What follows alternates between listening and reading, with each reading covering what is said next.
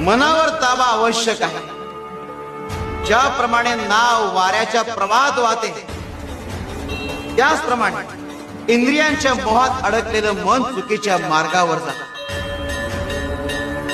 जो आपल्या मनावर नियंत्रण ठेवतो तोच त्याच्या आयुष्याचा खरा मार्गदर्शक ठरतो. जीवनात सकारात्मकता आणि शांतता याचं बीज मनावर ताबा ठेवण्यातच आहे. हाच जगण्याचा मूल मंत्र आहे. शिवाय शंकर नमामि शंभो. तुमची इच्छा असूनही तुम्ही लोकांची धारणा बदलू शकत नाही.